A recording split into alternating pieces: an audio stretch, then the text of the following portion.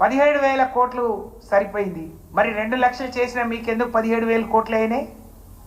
కేసీఆర్ ₹1,00,000 రుణమాఫీ 36 లక్షల మంది రైతులకు చేస్తే మీరు చేసింది కేవలం 22 లక్షల మంది మాత్రమే. దాని మీద సమీక్ష ఉందా? మరి అనర్హులు ఎవరు, అర్హులు ఎవరు, వాళ్ళకి ఏ విధంగా చేద్దామనే ఆలోచన సోయి మీకుందా? కేసీఆర్ 24 గంటలు, ఆ రోజు పగటి పూట చక్కగా 5 గంటలు కరెంటుకు మరి ఇబ్బంది పడేది. 24 గంటలు కరెంట్ ఇచ్చినందుకు కేసీఆర్ బయటికి రావద్దా? ఆడపిల్ల రోడ్డు ఎక్కొద్దు బిందె పట్టుకోనని ఇంటింటికి నల్లా ఇచ్చినందుకు రావద్దా? కళ్యాణ లక్ష్మి షాదీ ముబారక్ ఇచ్చి ఆడపిల్లల్ని ఆదుకున్నందుకు రావద్దా? ఒక ఆరోగ్య లక్ష్మి పెట్టి కడుపు నిండా ఆడబిడ్డకు అన్నం పెట్టినందుకు రావద్దా? KCR kit, KCR nutrition kit ఇచ్చి ఆదుకున్నందుకు రావద్దా? మీరేం ముఖాలు పెట్టుకొని ఎందుకు వస్తున్నారు? మిమ్మల్ని మీ ముఖాలు చూసి మొన్న ఓట్లేయలేదండి, మీ ముఖాలు చూసి కాదు, మీ మేనిఫెస్టో చూసి మాత్రమే వేశారు.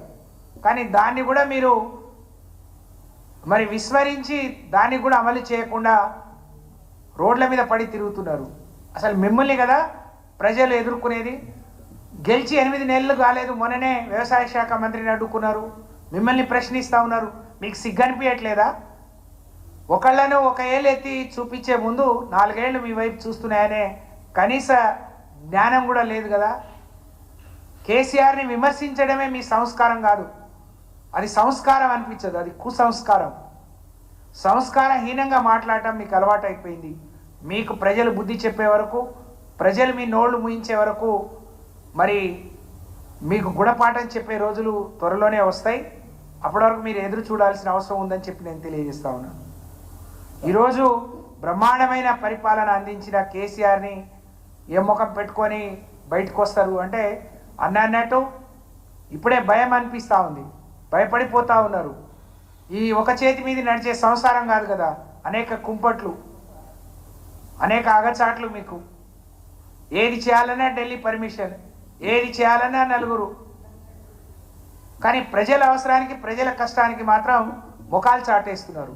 మీకేమాత్రం జ్ఞానం ఉన్నా మరి పరిపాలన మీద, ఈ సమయాన్ని పరిపాలన మీద పెట్టండి. ఆ పిల్లల్ని ఆదుకోండి.